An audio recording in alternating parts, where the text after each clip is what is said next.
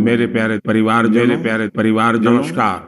नमस्कार। मन की बात के एक और एपिसोड में मुझे आप सभी के साथ देश की सफलता को देशवासियों की सफलता को उनकी इंस्पायरिंग लाइफ जर्नी को आपसे साझा करने का अवसर मिला है। इन दिनों सबसे ज्यादा पत्र संदेश जो मुझे मिले वो दो विषयों पर बहुत अधिक है। पहला विषय है चंद्रयान-3 की सफल लैंडिंग और दूसरा विषय है दिल्ली में G20 का सफल आयोजन। देश के हर हिस्से से, समाज के हर वर्ग से, हर उम्र के लोगों के मुझे अनगिनत पत्र मिले हैं। जब चंद्रयान-3 का लैंडर चंद्रमा पर उतरने वाला था, तब करोड़ों लोग अलग अलग माध्यमों के जरिए एक साथ इस घटना के पल पल के साक्षी बन रहे थे। इसरो के YouTube लाइव चैनल पर 80 लाख से ज्यादा लोगों ने इस घटना को देखा। अपने आप में एक रिकॉर्ड है। इससे पता चलता है कि चंद्रयान-3 से करोड़ों भारतीयों का कितना गहरा लगाव है। चंद्रयान की इस सफलता पर देश में इन दिनों एक बहुत ही शानदार क्विज कंपटीशन भी चल रहा है, प्रश्न स्पर्धा, और उसे नाम दिया गया है चंद्रयान-3 महाक्विज। MyGov पोर्टल पर हो रहे इस कंपटीशन में अब तक 15 लाख से ज्यादा लोग हिस्सा ले चुके हैं। MyGov की शुरुआत के बाद यह किसी भी क्विज में सबसे बड़ा पार्टिसिपेशन है। मैं तो आपसे भी कहूंगा कि अगर आपने अब तक इसमें हिस्सा नहीं लिया है तो अब देर मत करिए। अभी इसमें 6 दिन और बचे हैं। इस क्विज में जरूर हिस्सा लीजिए। मेरे परिवारजनों, चंद्रयान-3 की सफलता के बाद G20 के शानदार आयोजन ने हर भारतीय की खुशी को दोगुना कर दिया। भारत मंडपम तो अपने आप में एक सेलिब्रिटी की तरह हो गया है। लोग उसके साथ सेल्फी खिंचा रहे हैं और गर्व से पोस्ट भी कर रहे हैं। भारत ने इस समिट में अफ्रीकन यूनियन को G20 में फुल मेंबर बनाकर अपने नेतृत्व का लोहा मनवाया है। आपको ध्यान होगा, जब भारत बहुत समृद्ध था, उस जमाने में हमारे देश में और दुनिया में सिल्क रूट की बहुत चर्चा होती थी। ये सिल्क रूट व्यापार कारोबार का बहुत बड़ा माध्यम था। अब आधुनिक जमाने में भारत ने एक और इकोनॉमिक कॉरिडोर G20 में सुझाया है। ये है India middle east Europe economic corridor. ये कॉरिडोर आने वाले सैकड़ों वर्षों तक विश्व व्यापार का आधार बनने जा रहा है, और इतिहास इस बात को हमेशा याद रखेगा कि इस कॉरिडोर का सूत्रपात भारत की धरती पर हुआ था। साथियों, G20 के दौरान जिस तरह भारत की युवा शक्ति इस आयोजन से जुड़ी, उसकी आज विशेष चर्चा आवश्यक है। साल भर तक देश के अनेकों यूनिवर्सिटीज में G20 से जुड़े कार्यक्रम हुए। अब इसी श्रृंखला में दिल्ली में एक और एक्साइटिंग प्रोग्राम होने जा रहा है, G20 यूनिवर्सिटी कनेक्ट प्रोग्राम। इस प्रोग्राम के माध्यम से देश भर के लाखों यूनिवर्सिटी स्टूडेंट्स एक दूसरे से जुड़ेंगे। इसमें IITs, IIMs, NITs और मेडिकल कॉलेजेस जैसे कई प्रतिष्ठित संस्थान भी भाग लेंगे। मैं चाहूंगा कि अगर आप कॉलेज स्टूडेंट हैं तो 26 सितंबर को होने वाले इस कार्यक्रम को जरूर देखिएगा, इससे जरूर जुड़िएगा। भारत के भविष्य में, युवाओं के भविष्य पर इसमें बहुत सारी दिलचस्प बातें होने वाली हैं। मैं खुद भी इस कार्यक्रम में शामिल होऊंगा। मुझे भी अपने कॉलेज स्टूडेंट से संवाद का इंतजार है। मेरे परिवारजनों, आज से 2 दिन बाद 27 सितंबर को विश्व पर्यटन दिवस है। पर्यटन को कुछ लोग सिर्फ सैर सपाटे के तौर पर देखते हैं, लेकिन पर्यटन का एक बहुत बड़ा पहलू रोजगार से जुड़ा है। कहते हैं सबसे कम इन्वेस्टमेंट में सबसे ज्यादा रोजगार अगर कोई सेक्टर पैदा करता है तो वो टूरिज्म सेक्टर ही है। टूरिज्म सेक्टर को बढ़ाने में किसी भी देश के लिए गुडविल, उसके प्रति आकर्षण बहुत मैटर करता है। बीते कुछ वर्षों में भारत के प्रति आकर्षण बहुत बढ़ा है और G20 के सफल आयोजन के बाद दुनिया के लोगों का इंटरेस्ट भारत में और बढ़ गया है। साथियों, G20 में 1 लाख से ज्यादा डेलीगेट्स भारत आए। वो यहाँ की विविधता, अलग अलग परंपराएं, भांति भांति का खान पान और हमारी धरोहरों से परिचित हुए। यहाँ आने वाले डेलीगेट्स अपने साथ जो शानदार अनुभव लेकर गए हैं, उससे टूरिज्म का और विस्तार होगा। आप लोगों को पता ही है कि भारत में एक से बढ़कर एक वर्ल्ड हेरिटेज साइट्स भी हैं और इनकी संख्या लगातार बढ़ती जा रही है। कुछ ही दिन पहले शांति निकेतन और कर्नाटका के पवित्र होयसड़ा मंदिरों को वर्ल्ड हेरिटेज साइट्स घोषित किया गया है। मैं इस शानदार उपलब्धि के लिए समस्त देशवासियों को बधाई देता हूं। मुझे 2018 में शांति निकेतन की यात्रा का सौभाग्य मिला था। शांति निकेतन से गुरुदेव रविंद्रनाथ टैगोर का जुड़ाव रहा है। गुरुदेव रविंद्रनाथ टैगोर ने शांति निकेतन का मोटो संस्कृत के एक प्राचीन श्लोक से लिया था। वह श्लोक है, यत्र विश्वम भवत्येक नीडम, अर्थात जहां एक छोटे से घोंसले में पूरा संसार समाहित हो सकता है। कर्नाटका के जिन होयसड़ा मंदिरों को यूनेस्को ने विश्व धरोहर सूची में शामिल किया है, उन्हें 13वीं शताब्दी के बेहतरीन आर्किटेक्चर के लिए जाना जाता है। इन मंदिरों को यूनेस्को से मान्यता मिलना मंदिर निर्माण की भारतीय परंपरा का भी सम्मान है। भारत में अब वर्ल्ड हेरिटेज प्रॉपर्टीज की कुल संख्या 42 हो गई है। भारत का प्रयास है कि हमारे ज्यादा से ज्यादा ऐतिहासिक और सांस्कृतिक जगहों को वर्ल्ड हेरिटेज साइट की मान्यता मिले। मेरा आप सबसे आग्रह है कि जब भी आप कहीं घूमने जाने की योजना बनाएं तो ये प्रयास करें कि भारत की विविधता के दर्शन करें। आप अलग अलग राज्यों की संस्कृति को समझें, हेरिटेज साइट्स को देखें। इससे आप अपने देश के गौरवशाली इतिहास से तो परिचित होंगे ही, स्थानीय लोगों की आय बढ़ाने का भी आप अहम माध्यम बनेंगे। मेरे परिवारजनों, भारतीय संस्कृति और भारतीय संगीत अब ग्लोबल हो चुका है।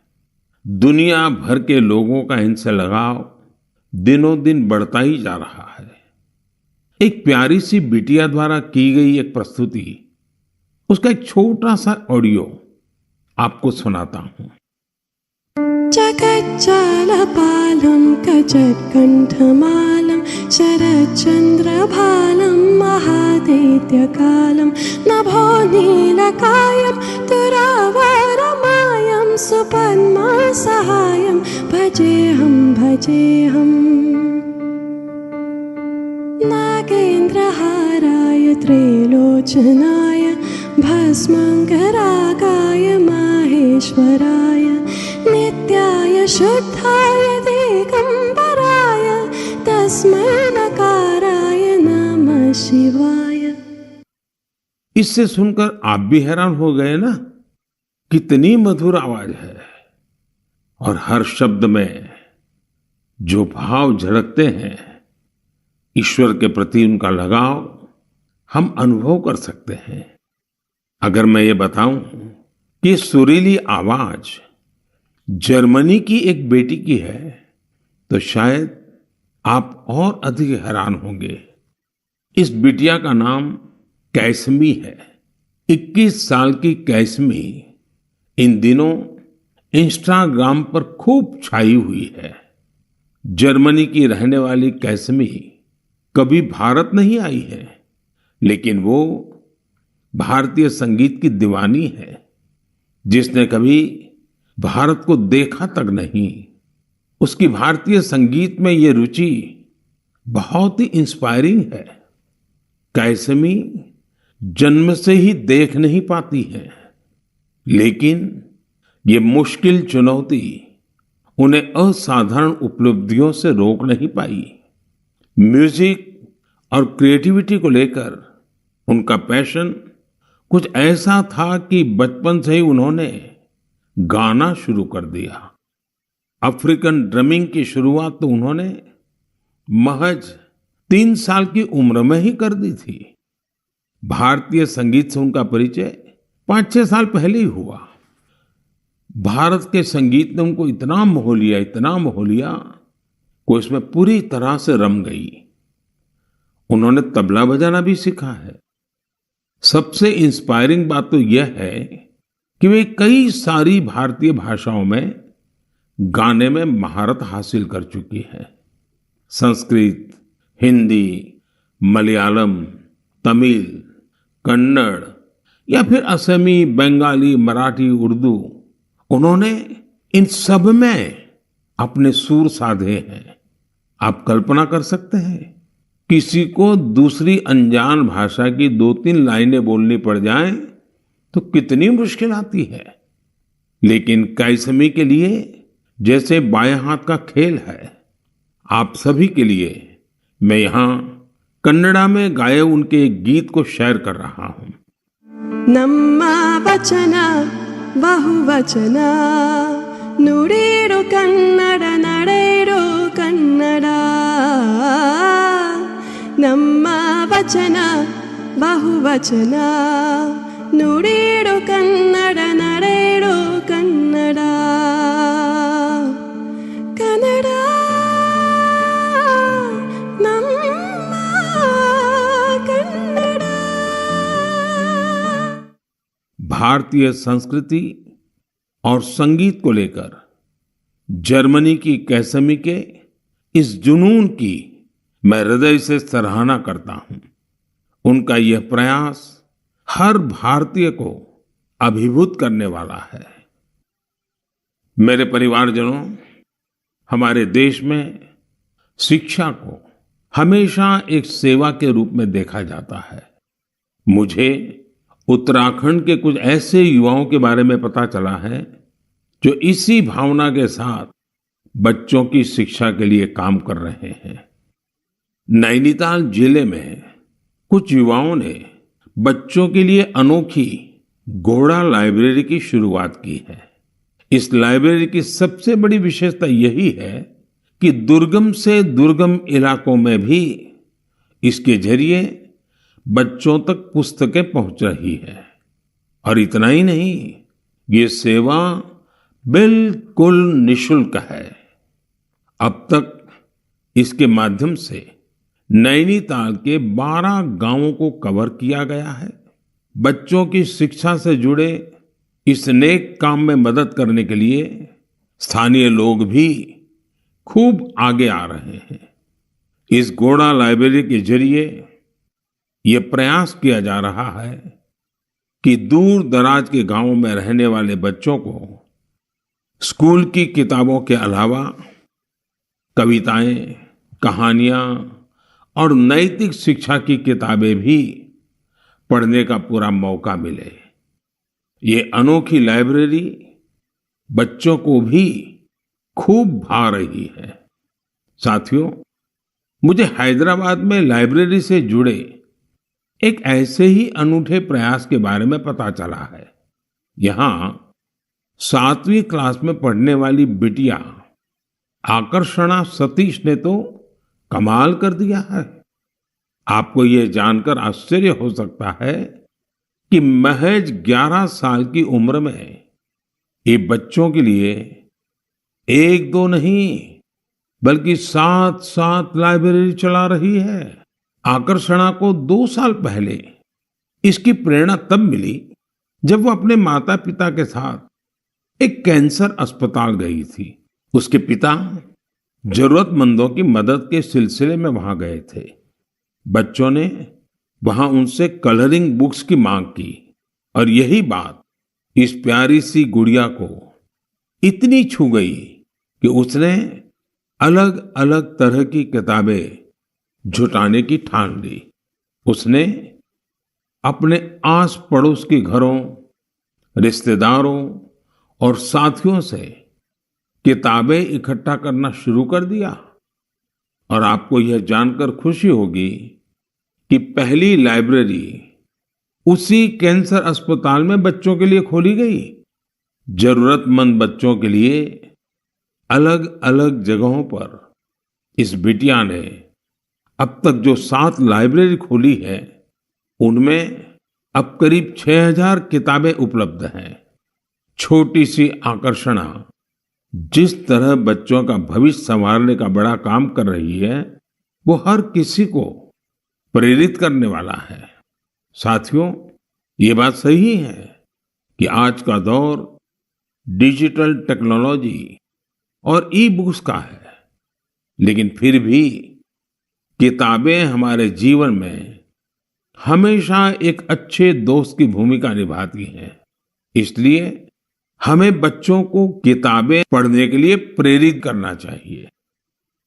मेरे परिवारजनों, हमारे शास्त्रों में कहा गया है, जीवेषु करुणा चापि मैत्री तेषु विधीयताम, अर्थात जीवों पर करुणा कीजिए और उन्हें अपना मित्र बनाइए।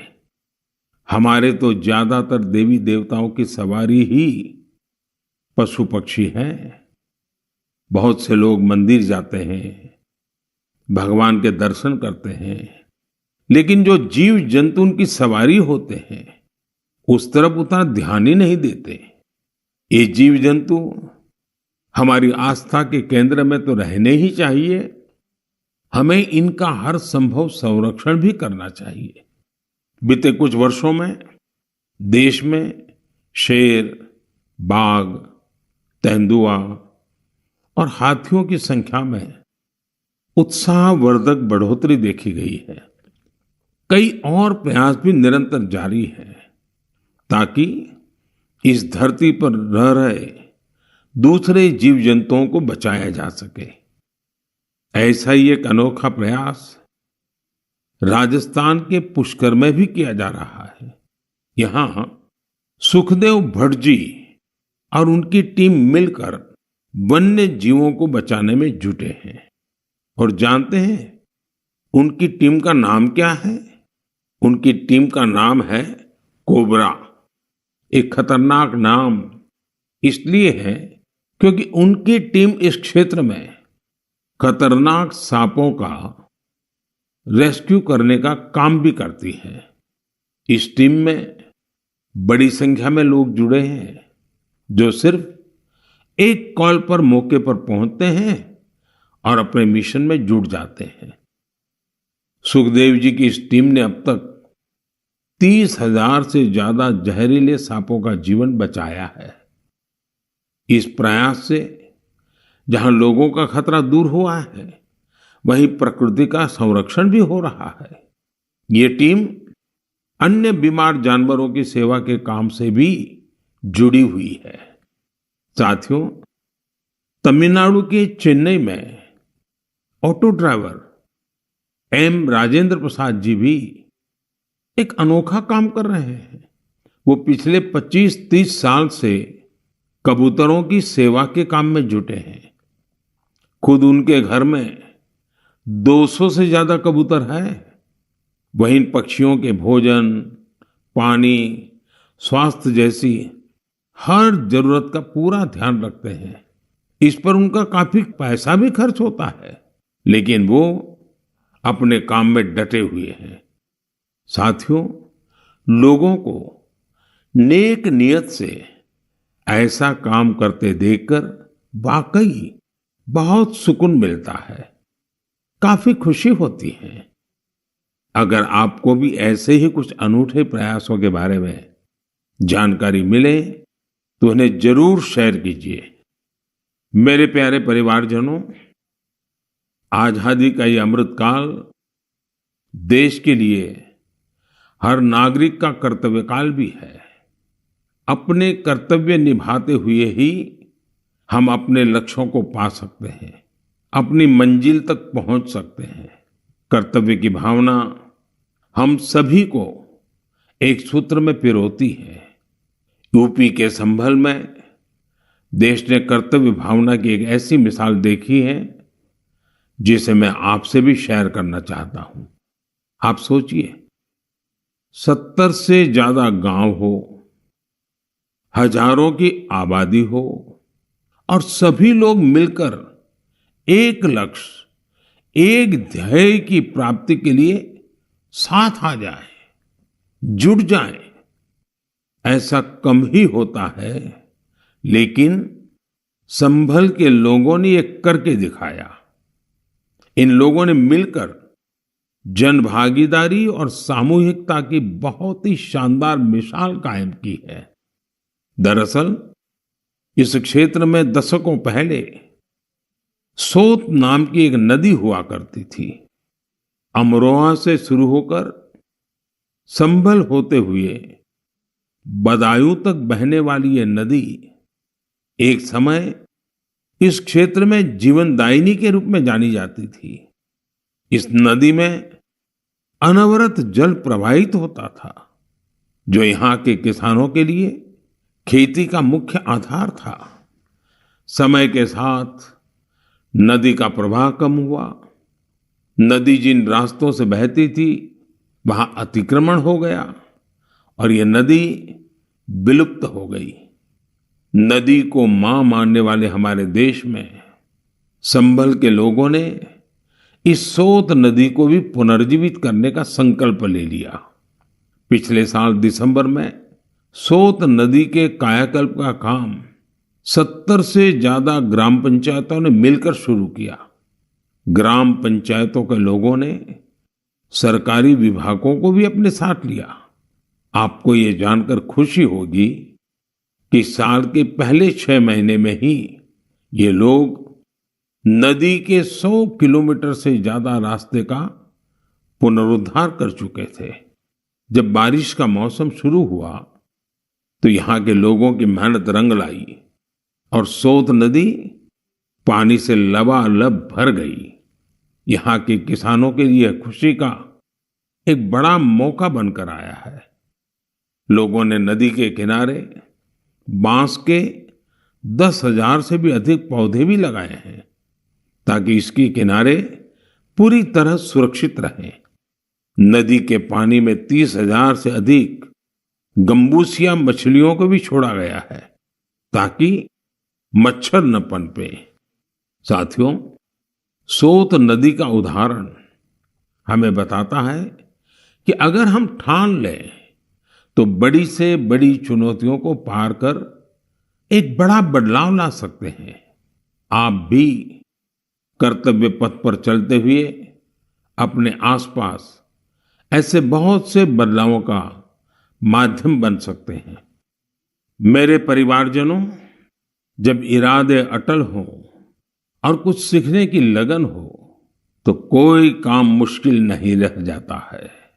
पश्चिम बंगाल की श्रीमती शकुंतला सरदार ने इस बात को बिल्कुल सही साबित करके दिखाया है। आज वो कई दूसरी महिलाओं के लिए प्रेरणा बन गई हैं। शकुंतला जी जंगल महल के शातनाला गांव की रहने वाली हैं। लंबे समय तक उनका परिवार हर रोज मजदूरी करके अपना पेट पालता था। उनके परिवार के लिए गुजर बसर भी मुश्किल थी। फिर उन्होंने एक नए रास्ते पर चलने का फैसला किया और सफलता हासिल कर सबको हैरान कर दिया। आप ये जरूर जानना चाहेंगे कि उन्होंने ये कमाल कैसे किया। इसका जवाब है एक सिलाई मशीन। एक सिलाई मशीन के जरिए उन्होंने साल की पत्तियों पर खूबसूरत डिजाइन बनाना शुरू किया। उनके इस हुनर ने पूरे परिवार का जीवन बदल दिया। उनके बनाए इस अद्भुत क्राफ्ट की मांग लगातार बढ़ती जा रही है। शकुंतला जी के इस हुनर ने न सिर्फ उनका बल्कि साल की पत्तियों को जमा करने वाले कई लोगों का जीवन भी बदल दिया है। अब वो कई महिलाओं को ट्रेनिंग देने का भी काम कर रही है। आप कल्पना कर सकते हैं, एक परिवार जो कभी मजदूरी पर निर्भर था अब खुद दूसरों को रोजगार के लिए प्रेरित कर रहा है। उन्होंने रोज की मजदूरी पर निर्भर रहने वाले अपने परिवार को अपने पैरों पर खड़ा कर दिया है। इससे उनके परिवार को अन्य चीजों पर भी फोकस करने का अवसर मिला है। एक बात और हुई है, जैसे ही शकुंतला जी की स्थिति कुछ ठीक हुई, उन्होंने बचत करना भी शुरू कर दिया है। अब वो जीवन बीमा योजनाओं में निवेश करने लगी है ताकि उनके बच्चों का भविष्य भी उज्जवल हो। शकुंतला जी के जज्बे के लिए उनकी जितनी सराहना की जाए वो कम है। भारत के लोग ऐसी ही प्रतिभा से भरे होते हैं। आप उन्हें अवसर दीजिए और देखिए वे क्या क्या कमाल कर दिखाते हैं। मेरे परिवारजनों, दिल्ली में G20 समिट के दौरान उस दृश्य को भला कौन भूल सकता है जब कई वर्ल्ड लीडर्स बापू को श्रद्धा सुमन अर्पित करने एक साथ राजघाट पहुंचे। यह इस बात का एक बड़ा प्रमाण है कि दुनिया भर में बापू के विचार आज भी कितने प्रासंगिक है। मुझे इस बात की भी खुशी है कि गांधी जयंती को लेकर पूरे देश में स्वच्छता से संबंधित बहुत सारे कार्यक्रमों का प्लान किया गया है। केंद्र सरकार के सभी कार्यालयों में स्वच्छता ही सेवा अभियान काफी जोर शोर से जारी है। इंडियन स्वच्छता लीग में भी काफी अच्छी भागीदारी देखी जा रही है। आज मैं मन की बात के माध्यम से सभी देशवासियों से एक आग्रह भी करना चाहता हूं। 1 अक्टूबर यानी रविवार को सुबह 10 बजे स्वच्छता पर एक बड़ा आयोजन होने जा रहा है। आप भी अपना वक्त निकालकर स्वच्छता से जुड़े इस अभियान में अपना हाथ बटाएं। आप अपनी गली, आस पड़ोस, पार्क, नदी, सरोवर या फिर किसी दूसरे सार्वजनिक स्थल पर इस स्वच्छता अभियान से जुड़ सकते हैं। और जहां जहां अमृत सरोवर बने हैं वहां तो स्वच्छता अवश्य करनी है। स्वच्छता की ये कार्यांजलि ही गांधी जी को सच्ची श्रद्धांजलि होगी। मैं आपको फिर से याद दिलाना चाहूंगा कि इस गांधी जयंती के अवसर पर खादी का कोई न कोई प्रोडक्ट जरूर खरीदें। मेरे परिवारजनों, हमारे देश में त्योहारों का सीजन भी शुरू हो चुका है। आप सभी के घर में भी कुछ नया खरीदने की योजना बन रही होगी। कोई इस इंतजार में होगा कि नवरात्र के समय वो अपना शुभ काम शुरू करेगा। उमंग, उत्साह के इस वातावरण में आप वोकल फॉर लोकल का मंत्र भी जरूर याद रखें। जहां तक संभव हो आप भारत में बने सामानों की खरीदारी करें, भारतीय प्रोडक्ट का उपयोग करें और मेड इन इंडिया सामान का ही उपहार दें। आपकी छोटी सी खुशी किसी दूसरे के परिवार की बहुत बड़ी खुशी का कारण बनेगी।